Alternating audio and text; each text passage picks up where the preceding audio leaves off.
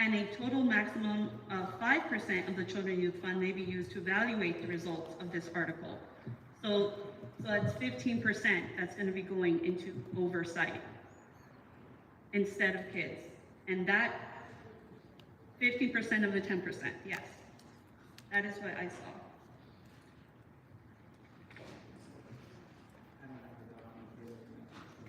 We must have so many copies. This is section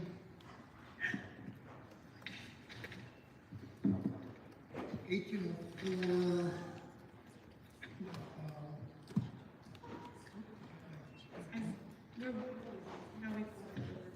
Okay, 1804.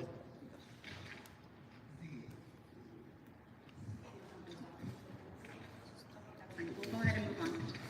So this question is for the support side.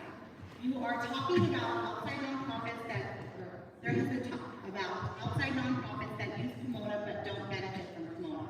What about the parents and kids that have to go outside of Pomona to use other city programming and there is not enough space in the city for our kids?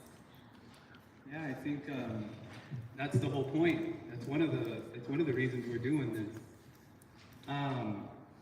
For the last 10 years, actually 8 years, I've been working with young people and helping organize them, develop them into leaders, getting them civically involved in the city.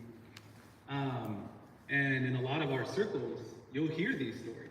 Like, I wanted this type of service or tutoring or arts, performing arts service or participation in X program. I had to go to Claremont. I had to go to Ontario. I had to go to Chino. I don't come to Pomona for that. It's not available. It's not accessible. It doesn't exist. That's the whole point of this. We believe that the kids of Pomona deserve what the kids in Claremont have. We deserve the same things that the city of Ontario is doing, that Pomona's not. We deserve the quality that Chino has. And this is what this is about. It's about bringing that quality. I know folks are scared, but I've never heard of a city or a family go bankrupt because they spend so much money on their kids. So that's not gonna happen here. You'll see us in 10 years. We're all gonna be supporting this. And the city council is gonna reapprove it 10 years from now because it's gonna have transformed so many lives in this city. This is for Pomona people, by Pomona people. And the status quo is not liking it.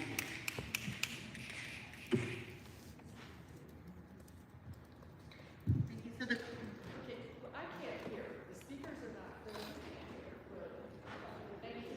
There's plenty of us that cannot hear. Scoop up.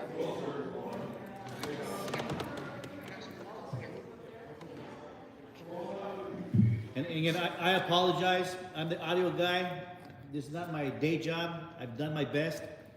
If it's easier for you to move closer, that is one solution. I could continue to mess with the audio if you guys like. Move them up, move them up. Also, everybody, I do want to point out that this is being recorded, and so you guys are able to go back and view this in its entirety.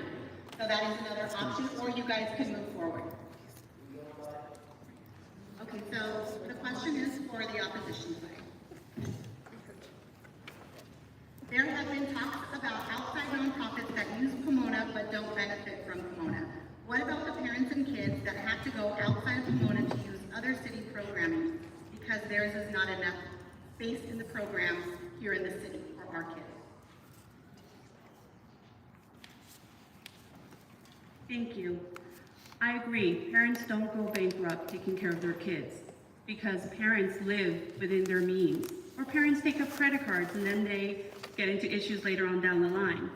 I don't know about you all, but I clearly remember when my sneakers had those little holes at the bottom, and I was so embarrassed that I did not want to run too hard or too fast on the blacktop because you could see that my sneakers were so worn through that they had little holes at the bottom. There is a place on the corner of Holt and San Antonio that used to sell $10 shoes. My dad to this day remembers the day he had to stop at that store and buy all of us a pair of $10 shoes. And it's his most embarrassing moment because he wanted better for us. So the reason that parents don't go bankrupt is because they live within their means. This measure would not allow the city of Pomona to live within their means. The city finance director clearly said in a February city council meeting with a PowerPoint presentation that this measure would outdo every good thing that the tax measure that we are currently enacted, that has been voted on twice by Pomona residents, would take us under.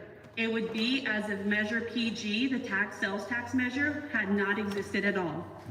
I agree, we should have more space in our programs for our children. I agree, we need to make sure that our kids are taken care of in Pomona. Allowing the board of majority of minors to oversee this funding or this measure. Why? How do you justify that? Thank you.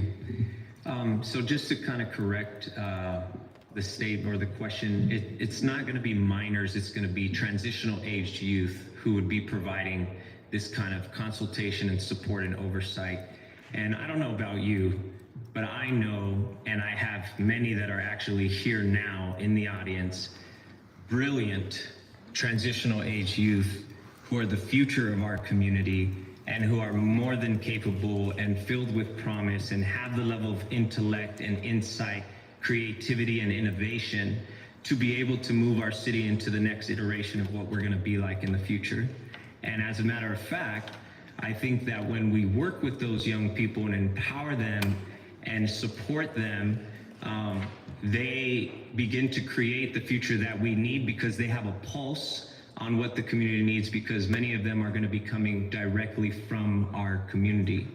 And I have seen that over the last 20 years of my community work here in Pomona, have seen many organizations built on the back of these young people. And I think it is essential that they are a part of the process and leading the process, that they are not the minority in the process, but are the majority leaders in the process. And if we don't believe that as a community, that perspective is flat out wrong.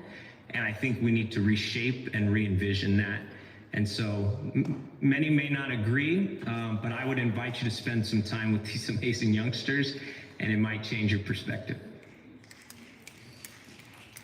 Would you like me to repeat the question, or did you want to go ahead? I think I know the question. According to the charter amendment, there would be a commission. 8 of the members would be between the ages of 15 and 24. That means you would have the majority of the commission that would be under 24 years old, as low as 15 years old. And they're going to hire a hundreds of thousands of dollar manager who's at a city level. What experience do they have in hiring people? What experience do they have in knowing what is a good person for the job? What is their life experience that brings that in? These are the questions that we have when we're talking about that. Why we're going to turn this whole thing over to a group of people who don't pay taxes, who don't understand implications necessarily. Yes, they're learning. Yes, they are. I know when I was that age, and my children, when they were those ages, we had to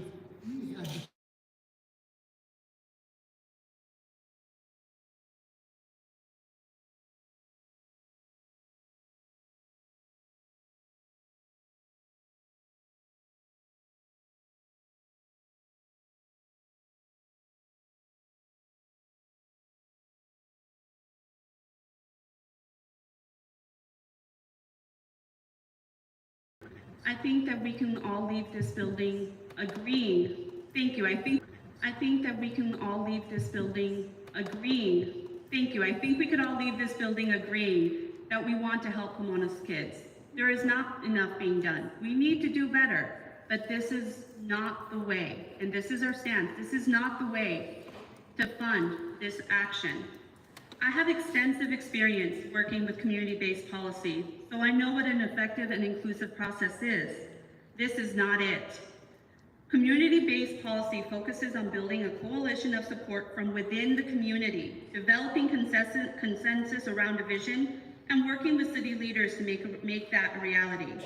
When we banned no-knock warrants in the city of Pomona, it was a coalition of organizations from within the city and neighbors that came together to push the council for change. We got it done, and it was a better policy as a result of an inclusive, deliberative process. If you look at how this measure came about,